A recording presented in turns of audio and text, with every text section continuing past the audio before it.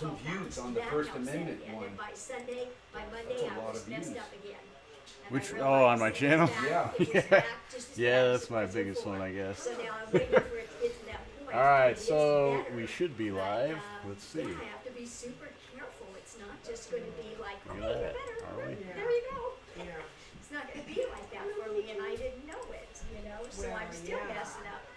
That's why physical issues are really nice. First Amendment one. Ooh, look at that. They caught you, man. And see, covered yeah, by yeah, my insurance should cover it. That's what I'm saying. See if she's All right. Yeah, Sit here. See if she's So, going to sit here. I have to remember that meeting. We're I live. was going to come on Friday because I was getting lonely, but then Thursday took care of all the loneliness, and then I was tired, and I go, well, I'll see her Next see year you was today. just too pretty It's busy, just but too bad next it's going week to I'll follow be free. you. Next week I'm free. You So are. I got letters on all We'll this. stand by I'm me. gonna maybe focus on getting involved with the real estate. Like my place, quick. I have to get all this. Is anyone joining us here? Put a stable way up. All right. Well, if you're joining us online, thank you. We're going to start our People's Rights Freedom Cells meeting. So we do have some people here. I'm waiting for your back. Today we're going to focus on education. I'm available. And so we have Carol's going to talk to us a little bit about that. Do we have a heater? Yeah, I can put it in.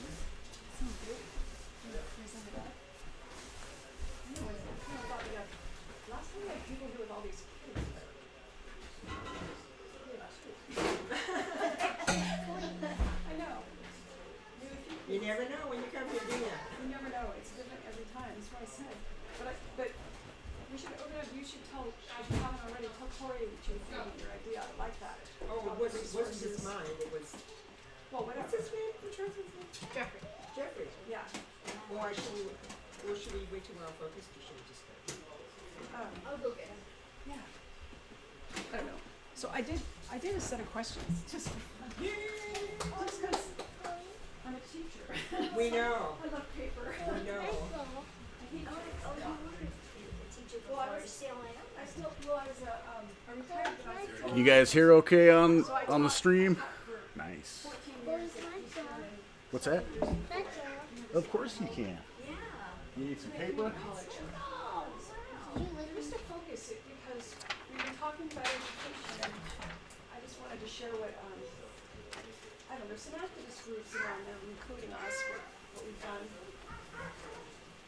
I mean, Stacy knows we've been doing this bonds for the wind thing, we go after their bonds. And try to get- I was here when you were talking about it last week. Yeah.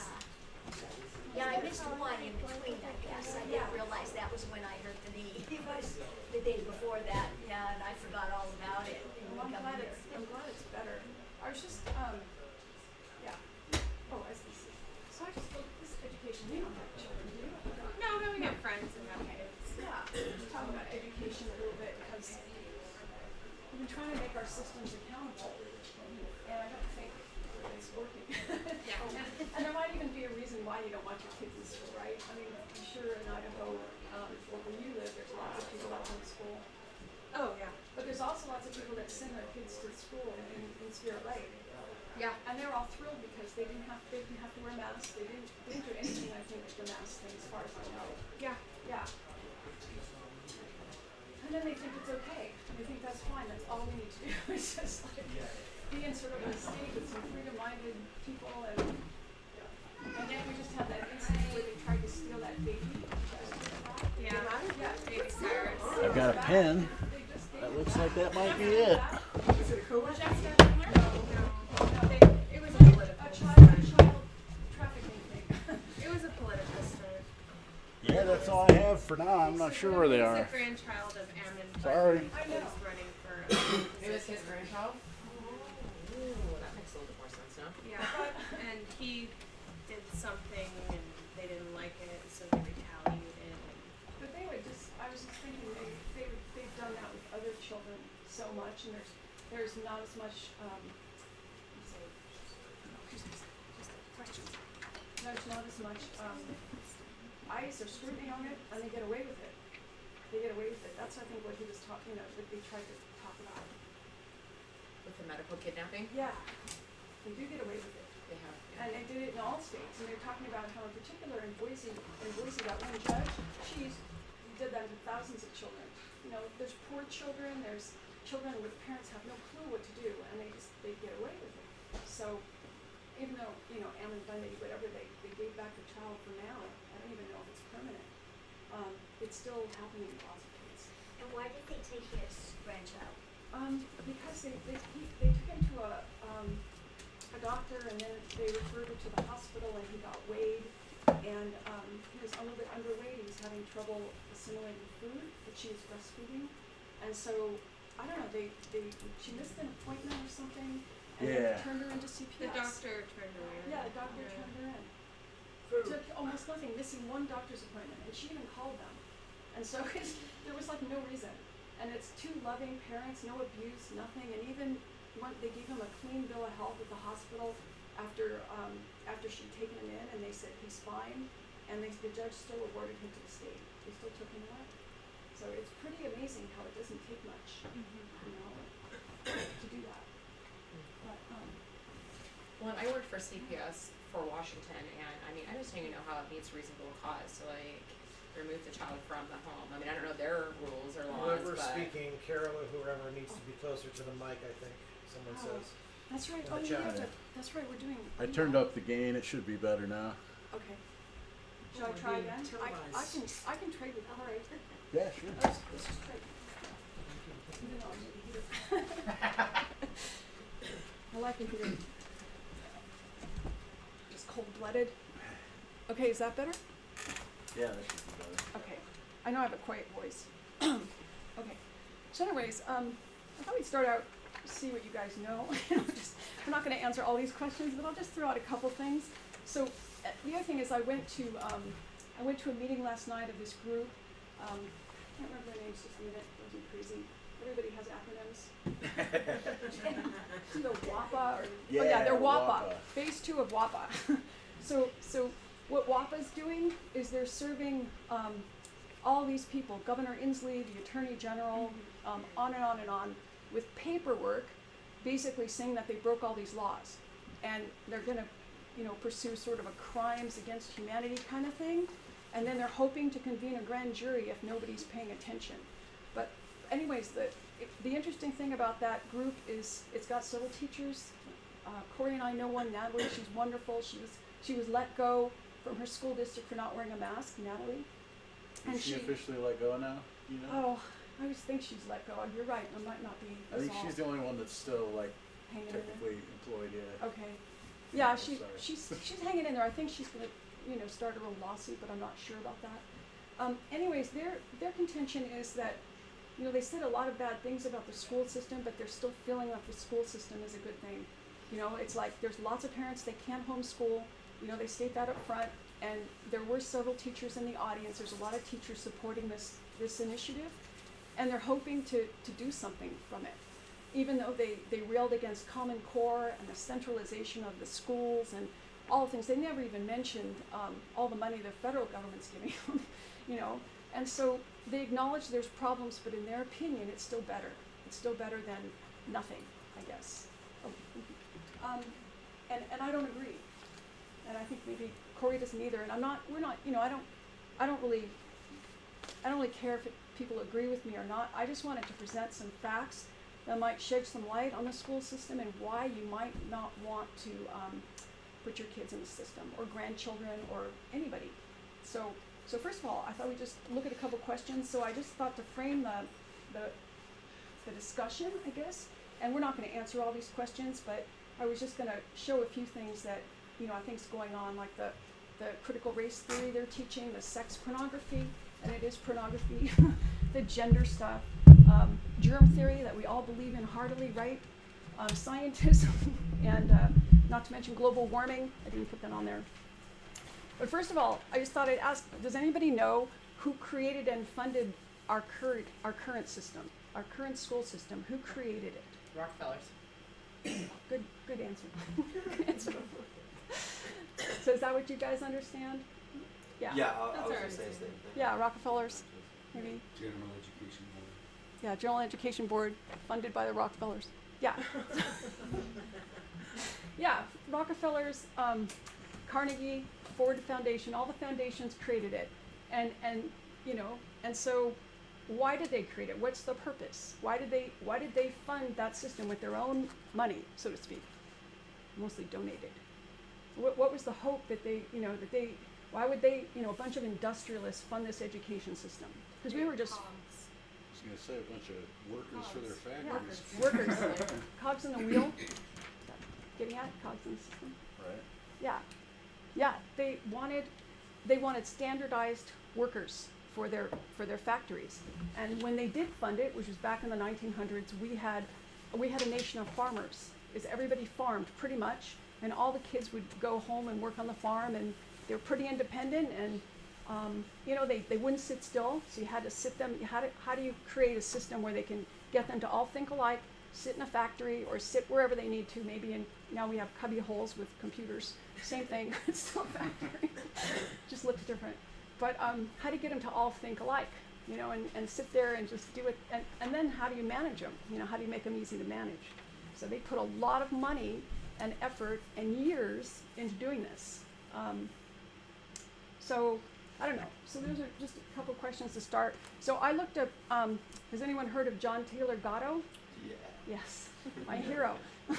When I first actually wanted to be a teacher, because I was a computer science person before I taught, I looked up some things on education, and he's one guy who came up. And Charlotte Iserby, you heard of her too? Yeah. So John Taylor Gatto, let's see, I have a little thing on him.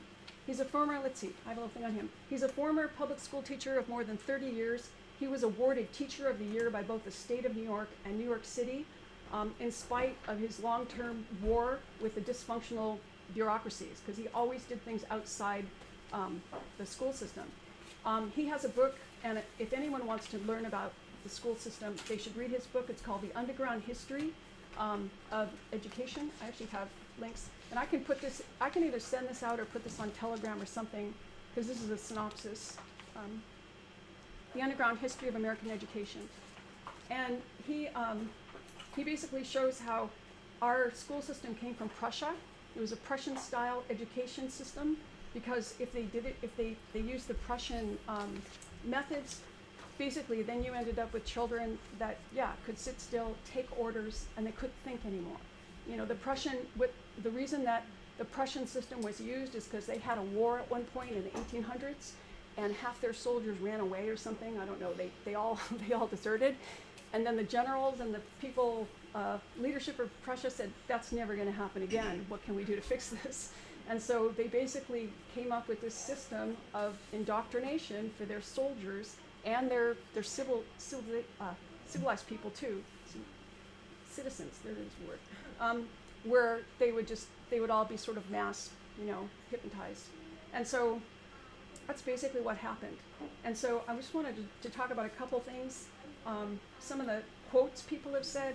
So before World War I, we had Woodrow Wilson, and in a speech to business people, he stated that public policy would be geared to providing a public education. You notice that word public everywhere. He said, tailored to producing industrial workers who did not question orders and were skilled in only basic manual labors, and that a liberal education would be reserved for only a small elite. And that's the other thing that John Taylor Gatto researched. He went to private schools and he researched the private elite schools, the ones that fit into Harvard and Yale. And he said, what's the difference between, the schools that I'm teaching and the public schools and the private schools? And he said, there's a world of difference. He says, you wouldn't believe it. And he said, those children in those schools are raised to be leaders. And they do things that challenge them, and it's a whole nother thing, than what our kids are. But anyways, to finish Woodrow Wilson, he said, public education was designed specifically to diminish students' capacity for critical thinking, to diminish literacy, and to stamp out any dangerous signs of independence and creativity which might otherwise contribute unpredictable and burdensome aspects to the task of corporate management and planning. This is from Woodrow Wilson talking to industrialists of his time. And then they started to proceed to do that. So let's see, literacy rates during the first 100 years of America's history, if you guys are familiar with literacy, because right now the children in theory can't read. I mean, they can read a little bit, but they can't read and comprehend at any level that matters. So was about 98%, and this is with children being self-taught and also reading the Bible in their homes. That was pretty much what they had because they were farmers. And they said popular books of the time contain a complexity of thought and sentence structure that would today exceed the ability of most college graduates. And that was, a long time ago. And then during the early 1930s, literacy rates amongst the voluntary military was 98%, so it had fallen a couple percent. And then during the 1940s, the Korean military conscripts, the drop in literacy rate was down to 80%, so it had dropped 20%. And by the Vietnam War, literacy rates had dropped to 73% of what it used to be. And he said many of the individuals could not read and understand newspaper articles that they read for pleasure and could not write coherent thoughts without assistance. And then 1993, the Adult National Literacy Survey determined that only, I don't know about these numbers, 3.5% of the American adult population were capable of literary skills adequate to traditional college study, compared to 30% in 1940. 3.5% is what they claim. So I don't exactly know what that means because the kids going to college, I think college has also been dumbed down. So I don't know about that, but it's basically saying people don't understand. Like if you're reading newspaper articles or trying to put two things together and sequence thoughts and stuff, they can't do it. Anyways, and just a couple other things that John Taylor Gatto pointed out, what they're doing. And so you emphasize rote memorization and getting the right answer. You present each course as a subject disconnected from other courses and little relevance for daily life. You present subjects in short 50-minute segments with bell ringing to signify time to stop, instilling in students the ability to drop their interest at a moment's notice. And so, so you guys heard of Pavlov's dogs? Yeah. Yeah, Pavlov. I think Pavlov, and then there's another one, B.F. Skinner. They were responsible for this part. And I don't know about you, but I remember, everybody's been through school here, right? So remember the bell ringing? So you're right in the middle of something and the bell rings, and 10 minutes before the bell even starts, you're kind of looking at the clock and it's gonna ring and you're gonna get up and you have like 5 minutes or 7 minutes to get to your next class or wherever you have to go. And it doesn't matter how intense or what you're into, you drop it. And that thought is gone. And so you do that 7 periods a day. So I remember specifically in middle school how terrible it was. I never could get used to it. And occasionally you had an hour and a half to do something, but in general, every 50 minutes a bell would ring and you would just jump up and go do something. So it was So if I want crazy. my kids to stop doing something, I need to ring a bell. There you go, see? Corey, all you do is Get just some get tips a grip on operant conditioning. You could. You totally could. I don't want to just belabor this, but just a couple more quotes from him and I'll quit.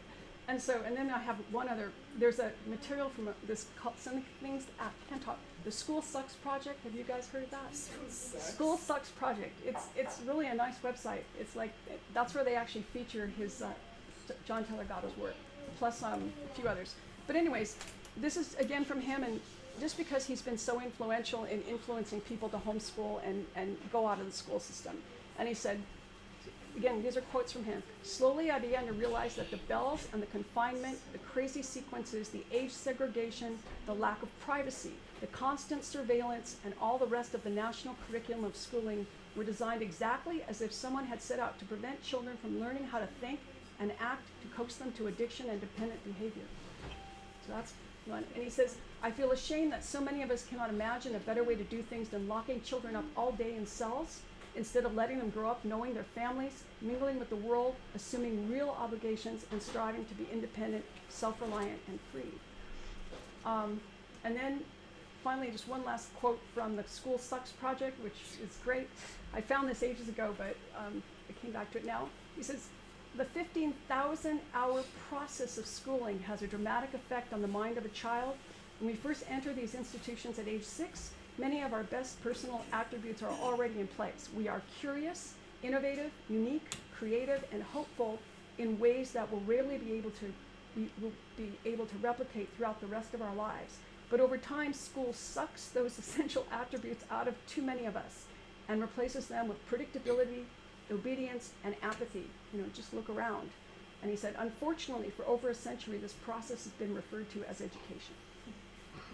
And And yeah, and then there's another person, Charlotte Iserby. So John Taylor Gatto wrote The Underground History of American Education. It's kind of a book about this thick. And then he wrote a smaller one, and I have this book, and it's about this thick, and it's called Dumbing Us Down, The Hidden Curriculum of Compulsory Schooling. And then Charlotte Iserby was a woman who was in the school, she was in the National Education, what was she, before it became the Department of Education. She was there a long time ago, because she just passed away this last month. And she wrote the deliberate dumbing down of America, because she was way high up in their leadership structure, and she started finding out all these alarming things, and she decided to be a whistleblower. So she talked about, I remember reading her accounts of, on the weekend, her friend would drive up a little car in front of the building, and she would be putting documents in it, just copying, putting documents in, and then she used that to write the book. And then another resource is School Sucks Project. It's wonderful. It's like this gentleman started interviewing. He's investigative journalist, and he has a background in psychology and all this stuff. He started interviewing students about school, and he said every single one of them said something about school sex. It was just terrible, and they were like high school, going into college, and they couldn't do anything. That was the other thing, is they had no skills. And so, anyways, he started this, and it's got a lot of things on there to reschool your children or alternative school. Another one is Alex Newman. You've come across him. He came and spoke in Coeur d'Alene, and he's with the John Birch Society. And he also has an education website. So, I don't know. What do you guys think? I feel that, after going last night to that meeting and listening to them speak, nothing against them. They're, teachers and have a strong interest in the children, but all she did was talk about how terrible the system was, and then they want to preserve it. They're still saying we can work with it.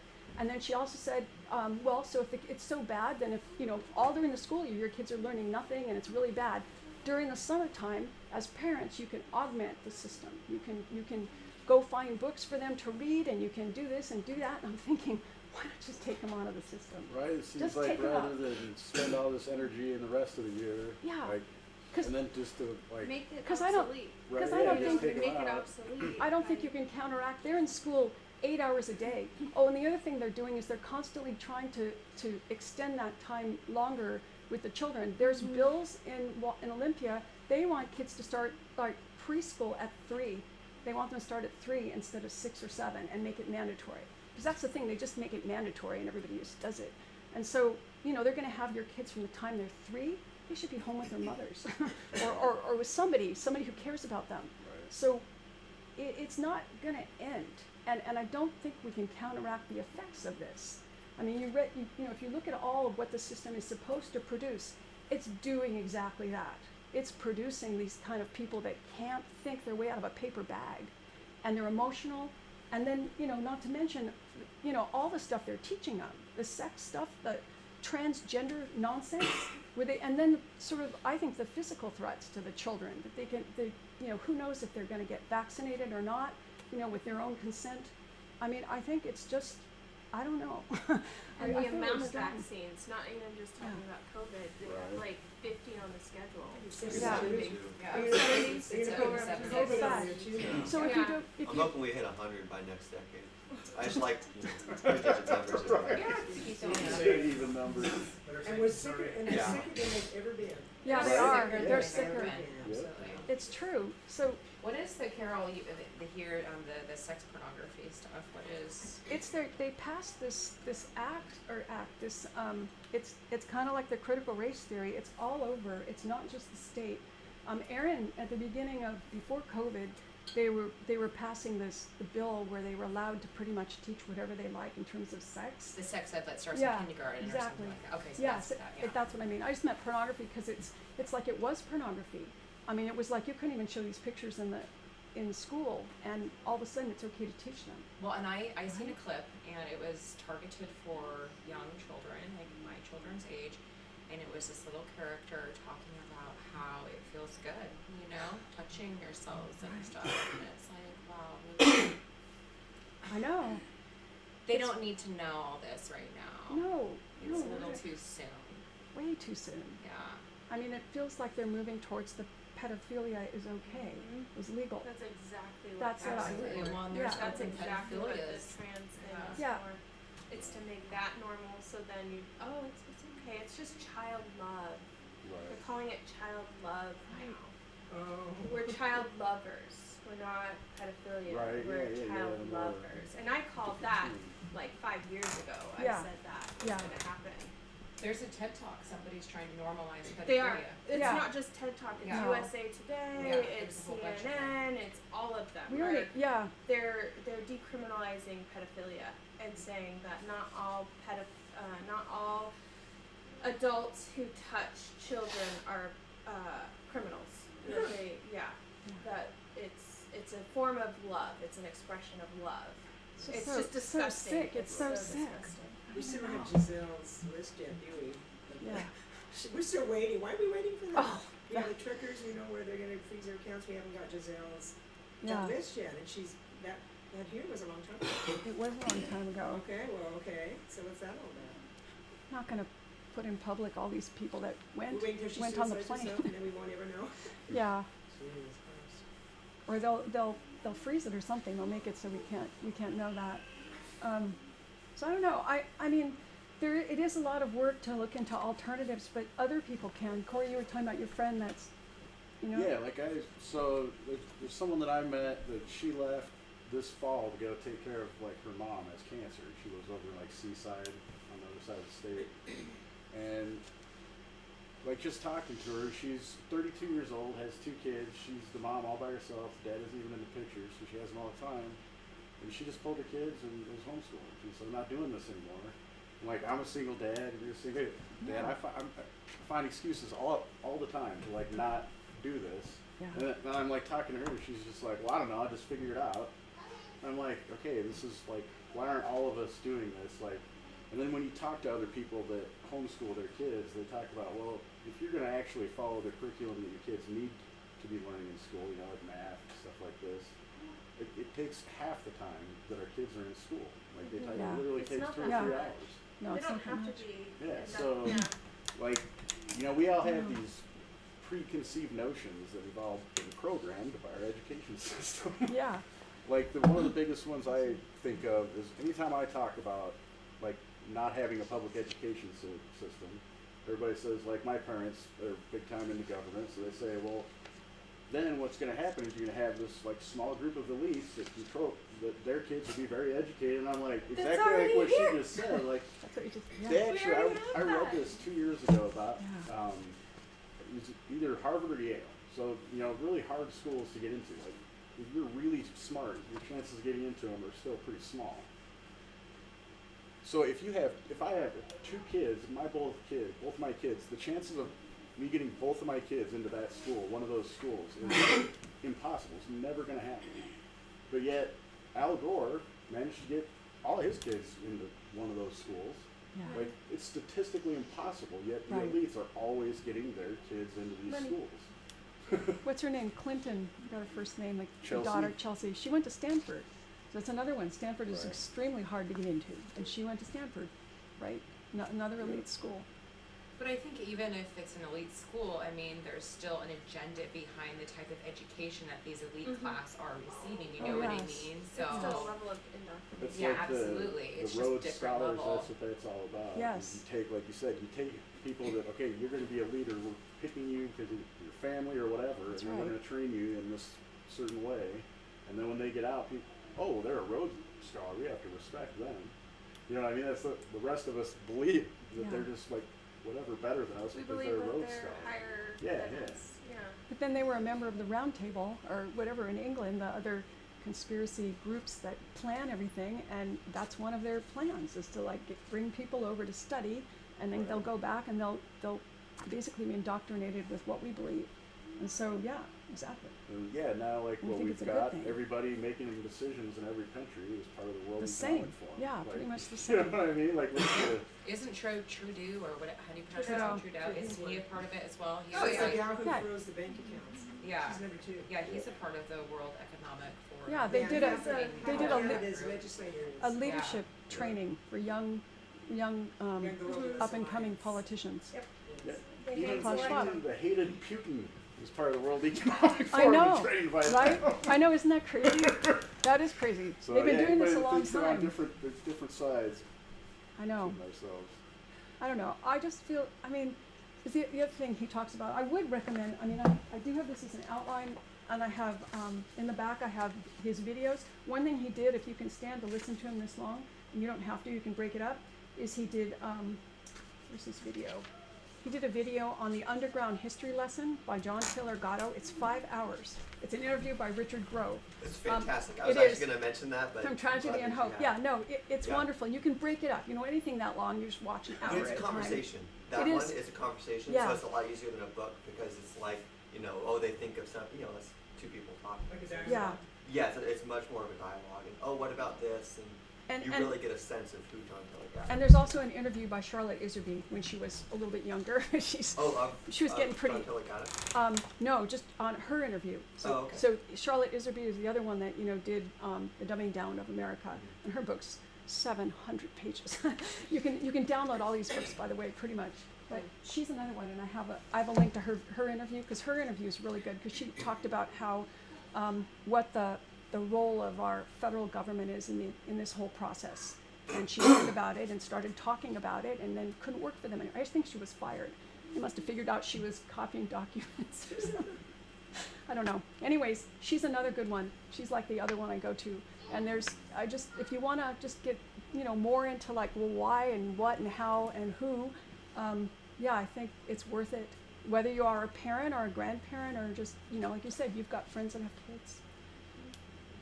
And so I just think it's really important because I think I have one other quote. Just a minute. I can probably remember this one.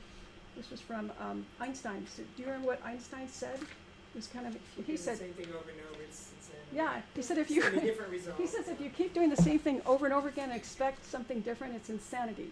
And so that's what I wanted to stand up last night and say something to those lovely people that, because they kept talking about changing everything and then our country will look different.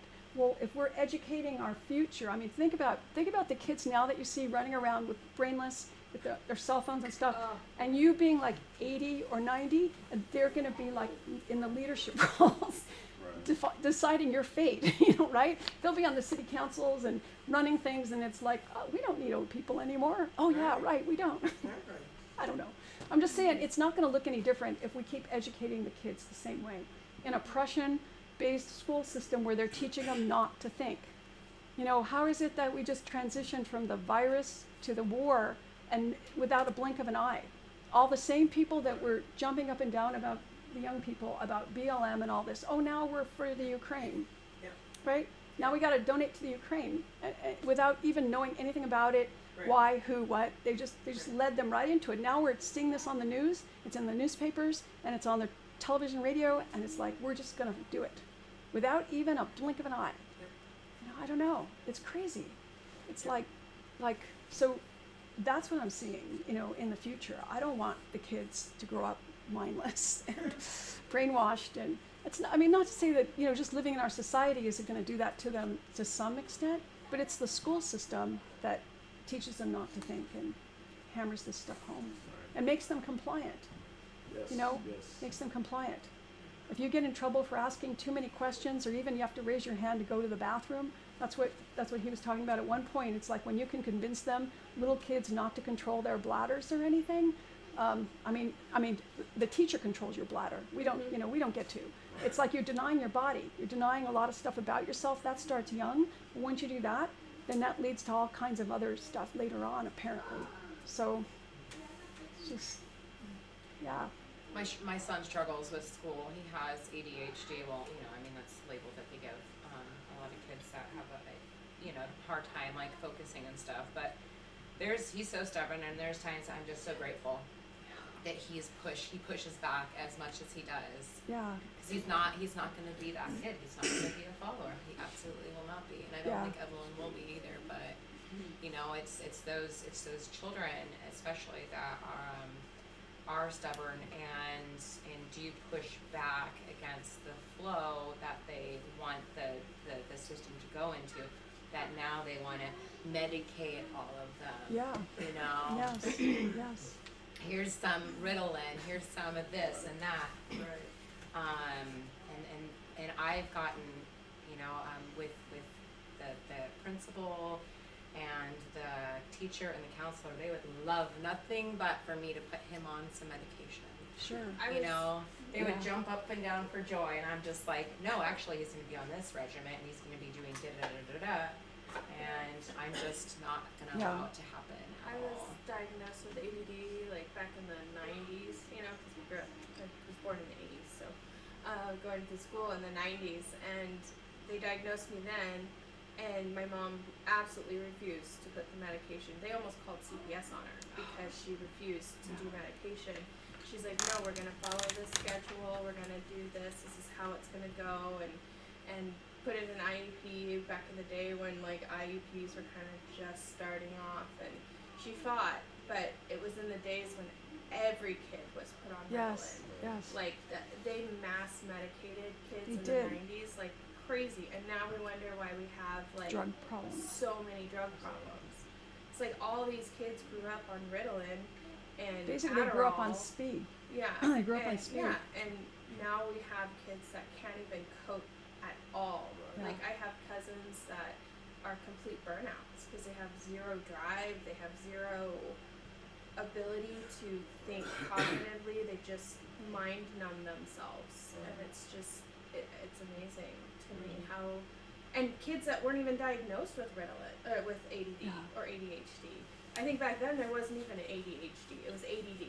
Yeah. And Yeah. yeah, ADD. and so they were kids that were just displaying like signs or symptoms of ADD, and they'd be like, "Oh, here, I'm gonna get you some Ritalin," and it was just prescribed like candy.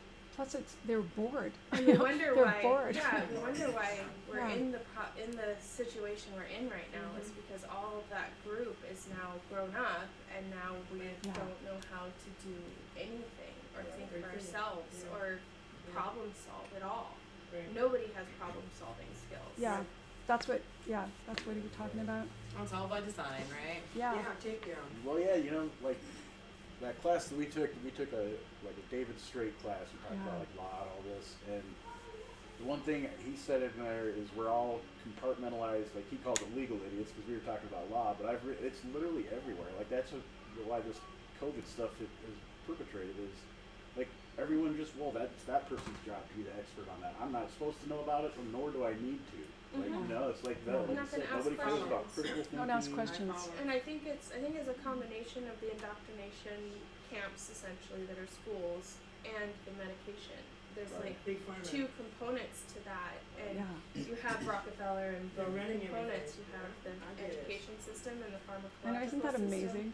Yeah, because I'm a nurse, so Yeah. I Oh, that's see that right. side of the medical side of things, and it's like it's insane, and people are just so blind, and people have the attention span of a gnat anymore. It's just Well, the phones, the technology kind of finished what they started. yeah. My aunt was a kindergarten teacher in Texas, and like with the Ritalin, she used to, like if there was a kid that didn't like conform to the rules of her class, like literally that's what she They're did done. was, oh well, this kid obviously is ADD or whatever. Let's get a doctor's appointment. And I don't know how many kids she basically got onto ADD. And I remember like I wasn't aware of any of this stuff back then, but I remember then even thinking like this is just not right. Like Yeah. the My kid, mom was what? one The of the kid's a ones. kindergartner and doesn't want to be in school. And Doesn't now wanna you're be in drugging school. him? Like, this Yeah. is insane. Yeah. Started early. Yeah. Yeah, it is. It's like cradle to grave. It's like Brave New World or, whatever. 1984. Yeah. Well, it's like profiteering, it's brainwashing. I mean, it's just so they're making money off of making us sick and Yes. stupid and creating the world that they want. Yeah. They didn't want to go with the life expectancy. They didn't want a good job. And I think like the DSM, like it's grown exponentially over the past like 10 years or so. Hold on, honey. But like Zimmerman, I forget the name. I think it's a psychologist. But basically, what they do is they will, if they want to get a new medication, they'll create these studies, and then the studies will Yes. justify being able to create new medication, and then you put the diagnosis in the DSM-5, and then they're able to get the medication and There we go. get it out to the mainstream. Yeah, And isn't it and funny it's how a new diagnosis they every week took now. away the transgender as a diagnosis? Did they? Yeah. Oh wow. What is So it? it's now normal? I think they took it away. The the Well, yeah, 'cause whole if it's gender like dysphoria or whatever. Yeah, that makes sense. Yeah, 'Cause they if you took it can away. define it as like a disability So or a sickness, they- then it's not like they're yeah, normalize rewriting it. that. Yeah, they're rewriting it to fit their narrative. So Right, now this yeah. is no longer a mental illness, which it Right. 100% is. We're going to make it normal. It's no longer stigmatized. Everyone supports you, and now here we have a whole other way Simon, of finally. creating, You must have heard the way bell of ring. eugenics. We're talking about Nah, skin. you're right. And your name came up, noticed it. Yeah. Well, I guess like one of the things I feel we need to start doing with these is like we have a group here that shows up, fairly regularly to talk about these. But how do we get like the people that were at that meeting that know. Carol went to even like I find nobody wants to discuss. It's just like, well, no, we just have to fix the system. And it's like, well, That's all they what really if we want a focusing new on. system, or what if we don't want the So system? I almost wonder if like renting a space or like having A farm? having like a membership type thing where you have people that donate, like have a suggested Yeah, yeah. donation, Yeah. a weekly, a monthly, whatever, and whether you make it to the meetings or not, you're like participating in some kind of donation, and that goes towards like the renting of a space or Right. something where you can make it a little bit more official. Well, actually, so what a lot of the groups do is you just go to a restaurant and get a room, and as long as you buy food, it's free. Like the Black Diamond, down the road from us. Or I know that's not as nice, but then you don't have to pay. Well, for me, Right? with that, that So- aspect is too like informal. Like Uh-huh. to me, you've got. I mean, not that you want to make it like super rigid, formal, but Right. in that setting, we've done meetings at restaurants Yeah. and stuff where we've done like the big rooms, but it's like you go through the ordering process, and then everyone just kind of like It's chit-chatting. a bunch of disruptions. It's a two bunch of disruptions. bells. It's two disruptions. So Okay. like my thought is like the meetings that I find most successful are like they're kind of structured. You have like a agenda or like a minutes or something that you're gonna cover during that meeting, and you kind of have like time and topic specific, and it's just a little bit more structured. Not saying that this isn't great. This is super valuable, and I think maybe just like once a month you do like a formal meeting at like an event Place. center or a local community center or something. Well, once it's nice, we can go outside. Yeah, once it's nice, That's we Yeah. can do outside, but it's like if and then make it like a potluck style. Everyone kind of brings a dish or something, so then you have the food aspect. But when you're being waited on in a restaurant, it's like the waitress comes in, is everyone okay? And let me refill your glass, and so it gets very disruptive, and you lose your train of thought and you lose your momentum. I've noticed that some of the really successful meetings that I've been to, like People Rights and that are in Idaho, we do once a month where everyone comes and there's a speaker and there's like an agenda and kind of like Yeah, I'm going to speak at the one on the 21st. Oh yeah. yeah, I'm doing that one too. All right, right on. Yeah. So the one in Rathdrum? Yeah. Yeah. There's a coffee shop in Coeur d'Alene, of course that's too far away, but the Life Cafe, and they're on board with everything, and a lot of people are doing their meetings there. They have one great big room with a great big long table, and so you're just ordering a coffee, so it's like real. Yeah, that's good. Yeah. That's Yeah. a good setup. Yeah. I just think the restaurant is just a little too Too much? interrupted. And I guess so. Like I have no problem doing that. We used to kind of do like a little bit more like that, but then people just stopped showing up. And I guess that's like, how do we get people? That's my problem. Is I know I already have a stigma in this area. Like when I say something, people just go, "Well, that guy doesn't like the Constitution. I'm not going to listen to him." They just like shut me out. So that's why I try to get other people involved, to get other people to come to these meetings. But like, I feel like people's rights, at least for Washington, already just has a stigma. Where when I say people's rights is having this meeting and we're going to discuss this, like it'll be us that show up, and we already like We're already- like how do we yeah. get the like I said, we need people to just they don't want to discuss things to me. Like if I say I don't believe in the Constitution, it's like they just don't want to have a discussion with me anymore about like, well, how do we proceed about education? Well, you don't believe in the Constitution, so we're not going to talk. It's like that's I'm more than willing to talk to people about like all kinds of different beliefs, but it seems like some of these groups that are real active right now, if we're not pushing the government solution to this, then they don't want to talk to us.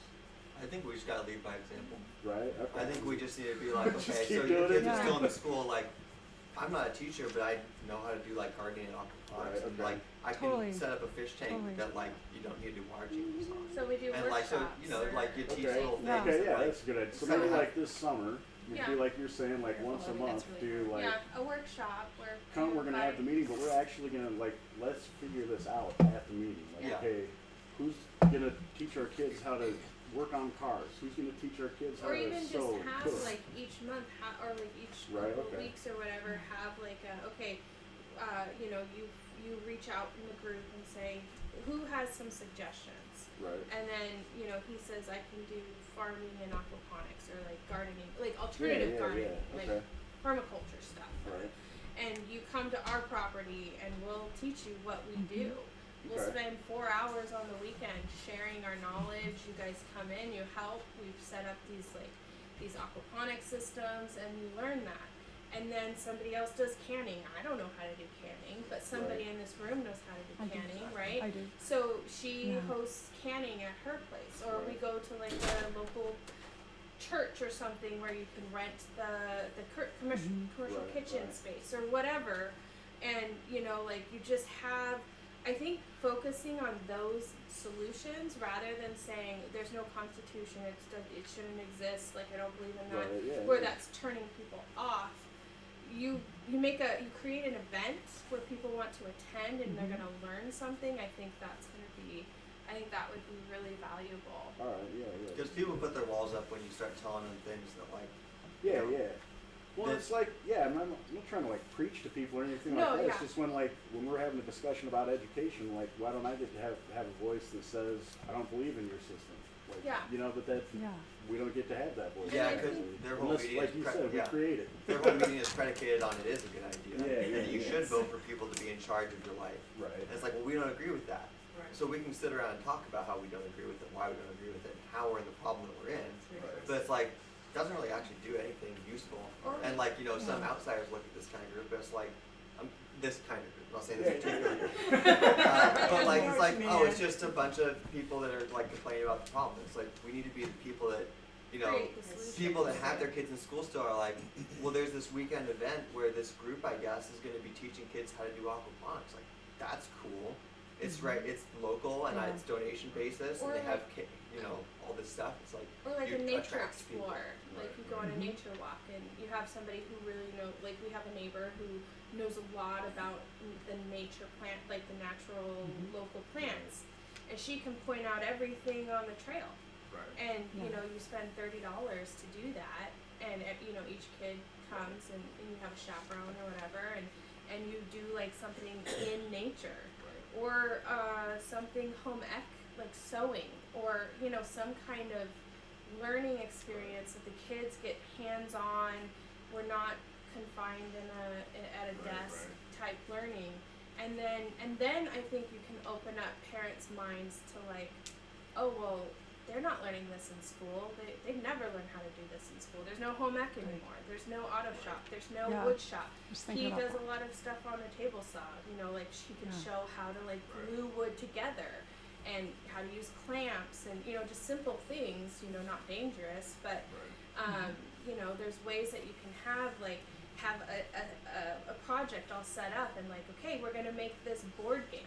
So here's how we glue the boards together, and here's how you measure, and here's how you account for that, you know, that tape measure where you know, you're missing the inch in the front. You know, like there's just all these little things that you can teach that are not getting taught anymore. And then it opens up the window, for example, to teach math, because you've got, Right. you know, an inch and 5/8. Well, Right, what's this 5/8 thing? Well, you could say it's a decimal. You could, and then you bridge new topics with ideas that interest a kid. Like we were showing Yeah, one of start our friends' asking kids, questions about, like like- we had a jar of money. We were gonna pay her to water the plants.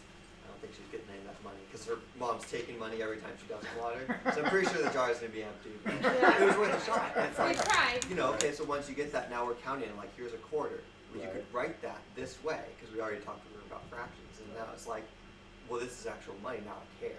Yeah, It's and not so like I care because I'm being great. we showed I her never- online, you know, the stuff that she could, that, you know, we're like, okay, well, what's a toy that you really like? And so we looked it up online, and we're like, okay, this is $20. But right now you have $17. You need $3 more in order to buy that toy. Well, then once you buy that toy, you have no more dollars. So, like, you know, kind of learning in that way where it's like, you know, you're teaching math, but you're not teaching it in that sit down, drill it in your head kind of way. It's like a little bit more practical. We're not teaching like trigonometry or anything, but you know, practical application stuff I think is a good start. That makes sense too, because I will say, like, after Simon and I have been doing the stuff with the school boards, and people have seen us in there, like, okay, yeah, we might not believe in your Constitution, but we're in here doing the same things, trying to fight for the same things as you guys. Mm-hmm. Like, since we've done that now, like, I went to the flag waving thing for the truckers here in Liberty Lake, and normally when I go to those, like, I got my voluntary flag out here, like, everyone's looking like, who's this, like, BLM dude that, you know, that's, and that time, now they recognize me from the videos we've done at the school board, so now they're coming up and like, okay, so this guy thinks like us, like, what's your flag mean? So I actually started conversations that before they were just going, are you serious? Yeah, you're crazy. Right, You're an so- anarchist. Yeah, doing these kind of things, like you're saying, do like a workshop, you know, bring people in like, okay, we have these things in common, like, we don't Yeah, and believe in don't- the rules, but we have these things in Yeah, common. The don't fact that label we it like agorism, you know, because Well- those Yeah, words yeah. are, those terms are very like triggering. You know, you say we're going to do this workshop, and then it's like they kind of come to that understanding Yeah, at yeah. some point once they start hearing definitions and like actually researching things, alternatives. And I think that kind of comes naturally. But if you show them the solution first, and get them involved in processes and events and things, I think you'll draw more people. And I was gonna say too, like, I mean, what is the ultimate goal, right? So there's problem, solution, and then what is the ultimate goal? And I don't think we need to round up hundreds of people. No. Like, our people, like, if this is it, then this is it. And I feel like we need to focus on just growing and creating. You know what I mean? Because that's the energy. If we want to create something, then we have to build something. I feel like And it's the build only way it we and can they do will that, come. build it and they will Right. come. We create that environment. Mhm. You know, yes, the workshop. I mean, I think the workshops are a great idea, but I mean, there is this post. I think in the beginning we all like have this desire to save as many people as we can. You know, like, come on, get on this ship with us. But at the end of the day, I think you it's more can't. where we're coming from. It's more we need to have people that we can that we're growing our community Yes, with. yes. So it's not so much I'm trying to save people. It's more we need to bring the people that think like us and bring them together and make them realize that okay, this is possible. Here's how we do some of these processes, and here's how we gather together and we stay in touch and we do things together and you create a community because we have no community right now, especially in Washington. I mean, Washington, it's like you're in your little cubicle, you live in your cubicle, you work in your cubicle, you sleep in your cubicle, that's it. And then one day you die in your cubicle. Like that's just the way that it is, especially over Western Washington. I feel like you have a little bit more community over here. But the way to create community is you create a space where people like come together and get involved. And you can like keep politics out of it. You know, you don't have to bring politics into it and the end of the world type stuff. And I think focusing on the things that we can control is more beneficial.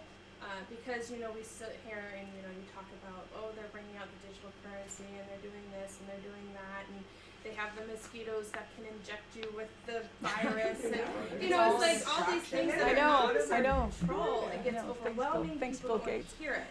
Even me, like, I get so overwhelmed. I'm like, I can't even, like, deal with this. But let's like take a brain break and go do something, like go on a walk or go down to the water and see what's swimming in Nature. the stream or something like. Well, I do, like, so along those lines, I do intend, like, this summer doing more, like, once it warms. Yeah. We'll be Just, like, outside. get Winter together. is very outside. You know what I challenging. mean? Like, not, like you said, nothing political or anything, just like, hey, let's have a barbecue. Yeah. And Then those get to conversations know just each other happen. more, right? Yeah. Yeah. but you gotta get people's guard down first. Right. Right. Well, I think we were talking too about identifying what the resources that we have. Because I mean, maybe you know, I certainly don't, and that's why we could potentially know what we could set up, like maybe we talked about community currency, and then how you exchange things. I mean, you guys pretty much know, but see, there's new people who have no clue what other people do. What would be we could ask to Well, use so, for like, value and I do feel- resource. I feel like that's where people need to like utilize the actual People's Rights website, because you can get on there, and when you sign up for the website, you list what your skills are. And so like that's another way of like, I just feel like people aren't understand like, and I've never done it. that's on them or whatever to figure it out. Yeah. And like, but it's really, I guess that's what's frustrating is, so like, yeah, my whole purpose of going to meetings and doing these things is not to like save people. Like you said, I want to identify the people who think Right. like us and let them know there is a community here that you Yeah. can. Yeah, and that's our Like, goal too. Is yeah, like we go to so- these things and you're like, okay, you're my people. Right, yeah. Here's how we do what we're It's like the doing. first Actually- time we came here, we picked up Kegney. Right, Yeah, Like, we've exactly. been to his place, we've been to our place twice, we went to our friend Ryan's place last night with him, like, Yeah. So you now know, we made a community because we have Yeah. brought Ryan, our friend that we met at some other random meeting. Right. And now we've met Cagney here, and we like all kind of live close-ish, and Yeah. so we had our local meeting at just like a small, Yeah. just us, Right. but that was our start of our little community, and it's like you just gotta pick those people And- Right. that you And we connect were with. meeting with the Idaho people at one point, so are they meeting in Rathdrum? Like, we should advertise that to our group, Corey, unless they don't want us to. Ask them to send me the emails. or Ask something, them and if we I'll could, get because on that's there really and- close to us. That's, Rathdrum's really close. I know, Well, super that's close. a big I'm part saying of we it, should, too, is that's something else. Right. Like when this COVID stuff started, I was going to Idaho, because they're actually standing up over there, so I had to go cover that. And I don't understand what it is about this imaginary line. Like, on this side of it, people go, "No, we're not taking this shit," Yeah. and on this side of it over here, people go, "We don't like taking the shit, but we're gonna do it." Well, Like- I think one of Wow. the things is, even further down in Idaho, though, you don't have many people standing up and like Right, voicing. yeah, You're No. talking about just this one regional yeah, group. Yes. There's- North. It's like North Idaho. Yeah, but Freedom people there. yeah, but they're considered more fringe down there. You have a lot of You're fringe conformity down in the Boise big Yes, city area, and yes. that's that's where all the education is, and that's where all the colleges are and whatever. But up So here, Micron is. you have people came to North Idaho to escape Yeah, because we the used to send draft. students they there for came jobs. To escape. They came to be Closer to Canada. for get Seriously. Like, I'm- silver Closer to and Canada. all the gems. Like there was a Yeah. reason I that they understand went that. there. Right. It's weird to me though how I can be in Eastern Washington Yeah. and have people like, well, I'm gonna go to North Idaho because I'm gonna go shopping over there and I have to wear a mask. And I'm like, you don't have to wear Yeah, one man, you don't have to wear a here. mask You could here. just do that here. Like, Yeah. why are you crossing an imaginary line? Because they feel more comfortable. It's because they, Right, I guess so. Yeah, it's They're just not like, because why they are you, don't you're have to recognizing that you challenge. like Yeah, they don't North have to Idaho, challenge. but instead of going there, make it here. So Because because they of went where to, do you really want to know? Because they went to Well, public school system. But They yeah, went but to that's public the- school because it's like I know people. Lindsay's Emily came with her 2 kids. Lindsay's sister. Yeah. She has a conversation with her daughter, who's 3 or 4. I don't know. She's an adorable little girl. Do you think I can go into Trader Joe's without a mask? And the little girl says, yes, mommy. And so she gives her permission. So she goes in without a mask. But this whole time she's felt intimidated about going in without a mask. I mean, and this is on the South Hill. I've gone in there from the very beginning without a mask ever. And I'm often the only person in there without one. Yeah. But it doesn't, I don't know, this didn't affect me or something. Some places won't Right? let you in. I know, because but I'm just saying it that- goes the other way but too. Corey's- I'm in Idaho, Yeah. and I come across because I need to go to Barnes and Noble because my brother sends me a $50 to go get books. Of course, I don't want to leave that, just in my purse. I want to go get the books. Yeah. And I went in there, and they go, no, you're going to have to go out if you wear the mask. And so I tried to wear it under my nose too. They didn't say anything, but it freaked me out because I haven't had a mask on for such a long time. But, you Right. but see, know, at and that it's point, like- it's like you have to stand up and say, okay, I'm just not gonna shop here. Yeah. But she And- got a Exactly. Yeah, but I Well, have I a $50 gift card. I so understand, but those that's- don't expire. But I don't plan on going back, and a lot of times I tell them that too. I'm not coming back like the show. Yeah. But the I thing had is, to use the digital or credit card. You can't use cash in the movies. Oh, right. And so right. I didn't know. Yeah, and I said, well, you're not going to see me back here then, and I was very upset about well, that. but the problem is you've already spent your money there. So like by you going in, wearing the mask, doing the thing, and saying I'm never going to shop here again, but I just spent $50 on books. Well, I that- didn't. It was free. My brother gave it to me. Well, I understand, Yeah, but yes, You're I- funding your cat. you know what I'm Yeah. saying? Yeah. It's like so the $50 was already spent and it was given to you as a gift. That gift card never really expires, so you can just hold on to that until maybe later. But by going in there and Yeah, I know. and supporting them, Yeah. you basically just told them what they did was okay. So in that situation, what I would have done I is told said, them what okay, you well I okay, have this but- gift card, I want this $50 back. Right, right. Yeah, And that's yeah, what I would have done and insisted because you are not allowing me to shop in your store. It's discrimination. I want my value, my money. cash value for this. Yeah, when I Now, went see, into a that's contract more- with you, you didn't To tell me, I had to wear it. that is more Exactly. substantial, Assertive. assertive than going in because so many people, you know, you're a nice lady. You're just doing, you know, you're just trying to get your books. But I guess like, the point is that people feel comfortable with other people. I mean, they take their cues. They really do take their cues. We're always looking at each other, right? Like looking like, is it okay? You know, am I okay now? Is there something wrong with my face or something? I don't know. You're always watching other people to see if you're okay. In general, if you're average, or I don't know, that's that terrible word.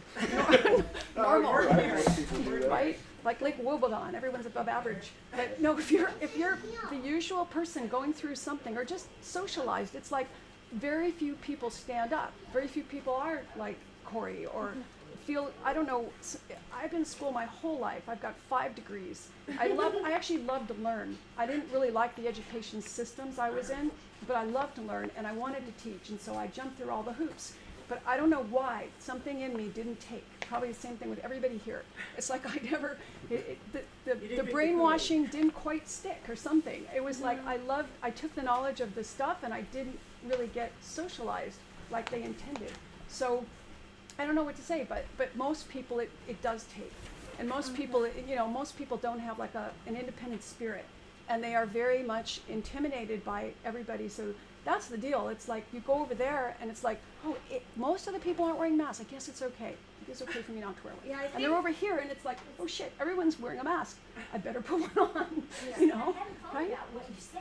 That's Yeah. why we need Well, these yeah. discussions. Yeah. Because there's still some money left over. And I'm going to talk about it. But I didn't think about that. Yeah. Because I So didn't know they were wearing masks. Okay. So that kind Yeah. of threw me off. And it's Yeah. like, okay, now you can't get your money. You so, are the Right. consumer. You know. You have the power. You Yeah, have the money that exactly. you're going to spend in their Right. store, Right. and by spending that money in that store, giving You're them supporting even just giving them that gift card, you're supporting what they're saying and dictating to you. And that's what so many people do is they just Go with the flow. go in and they're like, oh, you put on a mask and you just do it. No, I'm not going to shop here. I'm going to go down the street where they let me in without a mask. And then you physically take away your money. You can't go Yeah. in and shop and say, oh, here's my $150 You're not gonna and get your and then, oh, I'm never going to shop here again. That has zero effect on them. Right. But you taking your money entirely somewhere Yeah. else, you have that power. Yeah, I to need go to tell my brother shop. to quit doing the Barnes and Noble. Yeah, and like, yeah, definitely. Well, I can't Yeah. find the books I want in there anyways. I'm like, you don't have this, you don't. I came in with the whole list and they didn't even have one book that I wanted. So I had to go to fiction, Kristen Hanna's books. So I like some of her books. So I had to go there and pick out some of those books because they didn't have anything on my list. Another reason Because not they to didn't shop. have a year before So then- either, so I gotta tell my brother quit that. Yeah, and so then you can maybe go somewhere local or Yeah, somewhere exactly. where like you're Yeah. putting your money towards like a family rather than a corporation, and Right. so I think kind of getting back down to shopping more local, which is what we've been really trying to do, Right. is just Get not out of it. shop at the big box stores because eventually. If we don't shop at these little small places, we're never gonna They're never be gonna able have them. go anywhere other than Walmart, Rite Aid. You make a You really know. Don't good forget- point, don't forget though, like, Amazon. to know like our power. We Like, have As power. a consumer, like you have the power. Like Yeah. You really can do. dictate, And like everything's a contract. Everything is an Exactly. offer of contract. We have Yeah. the right to refuse everything. Yeah, and I think what those movements are doing with the people that are going in as groups to like Trader Joe's and like trying to buy things, like I think that's pretty powerful because then you're kicking out 10 or 15 people that are refusing to abide by your Yes, orders, and yes. you're losing in that one thing. You could probably lose at least $200 per person. You're looking at Well, in- several $1,000s that they just lost in revenue. And then that an group impact. says, I'm never going to come back and shop here again, and then they don't. And then you start, like, but Yeah. the thing is, An you impact. have to be strong. So You in have theory, to- you know how it takes one person, throughout this, it seems like there's one person that stands up and then they get a lot of things changed. That doesn't always happen. But I heard that, it's a rumor, I don't know this for a fact, but for Trader Joe's, because they were pretty stinky. They had the person at the door and they would only let so many in and blah, blah, blah. It was just crazy. Even though I still got in because I had my exemption. They didn't know what it was, but I just said it. It was magic. But there was somebody who stood up to them and said, I don't know if he said he's going to sue them or discrimination. He wasn't an employee. He was a customer. Yeah. I said And I he- was gonna. And he went to corporate. He sent letters, or he might have gotten a group of people to send letters. I don't know. And apparently after Power. that, they backed off. Power and yeah. groups. So Right. that's just one store, Right. one example. But I've You heard have of to other have- examples. Yeah, you have to have the one. So you have the one person that's kind of stepping ringleader. out, right? Yeah. But then you need to have that second person. Or Like a you group. need to have a Yeah. well. So what happens is, have you ever seen that video dancing? where they're The dancing? dancing? Yes. And so one Yes. guy's dancing all Yes. crazy, and he's all by himself, and he's Yep. just doing his own thing and dancing, and then. Everyone's just kind of looking at him like he's crazy, and he's just still doing his thing. And then all of a sudden, somebody else is like, "Oh well, I'm going to be goofy too," and starts dancing. It takes that 1 second person, and then you've got that whole cascade of people. Yeah. And they're like, this "Oh, looks like is fun. okay." 2 people did it. Yeah. You have to have Exactly. one person strong enough to stand up and Right. say, "No, enough's enough," Right. Yeah. and then somebody out there, somebody in that store or that whatever is going to be like, yeah, this is wrong. Why are we doing this? Right. This seems wrong. And then that person, and so then once that person, then you get this whole cascade of people. Right. And Yeah. maybe it's not everybody, but it's a large group, and that's where the strength comes from. But the thing is, we don't have that sense of community anymore. We don't have that sense of connection. They took that away with the 6 feet of distance, and you could be a germ Yeah. factory, and it's like we've taken away our humanity. And so I think getting back to a level of humanity is important, and just Right. being a example. Yeah. Because there's been many places that we've gone in, and we were kicked out of a local, like it was a store that, it's like hippy dippy store, like it, They're the worst. They are the Yeah, worst. they are the I know. Sadly. It is. PCC It's crazy. We were over in the Seattle area. Of course. So we went to Metropolitan Market, and we walked in, and everyone's like, "Oh, you want a mask? You want a mask?" We're like, "No, we don't need that. No." Yeah. So we walked past them all, and we started filling up our huge glass jugs of 5-gallon glass jugs of water, because they have a really good water filter. And so we were filling up our water, and the manager comes over, and she's like, in our space, for one, you're not obeying the 6 feet of distance rule. Get out of my bubble. Yeah. And she's like, you gotta leave. And we're like, well, we're filling up our water. And she's like, oh no, you're not gonna be able to buy that. So we're like, well, what do you want us to do? And she's like, pour it out. And we're like, No. we're not doing No. that. No. And so then we're just like, okay, well, we'll just go up and we'll pay cash. Like, we have the money. Oh, they won't take it.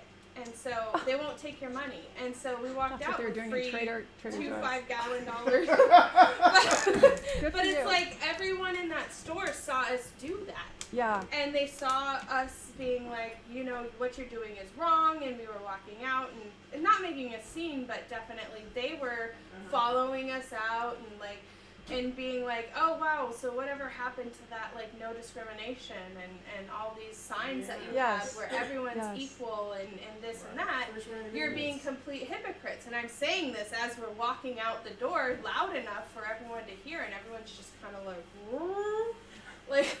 You know, they're all just wearing their masks mindlessly, and it's like nobody in that area does that. Yeah. Seattle. And Is it Seattle? it was Tacoma. Tacoma. Yeah.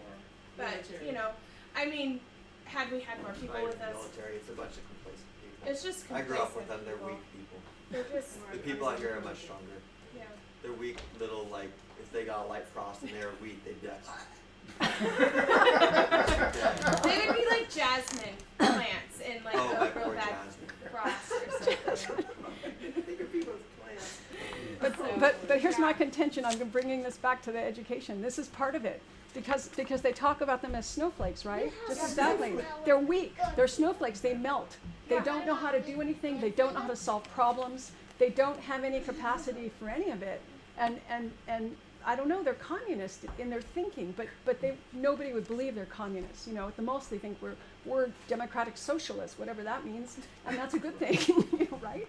But they're all thinking about collectivism. They're all thinking the good of the whole. I don't know how many times, if you start paying attention to the media or anything, it was in the newspaper the other day. It was something to do with like he sacrificed for everybody's good or something along those lines, or the good of the group. You see that over and over and over again, reinforced, you know, in the school greater system, the greater good. And it's like, you know, they think they're doing it for the greater good, and it's further from the this truth. Whole, Crazy. backwards leaving? reverse Bye, Rochelle. mindset. Bye. See you.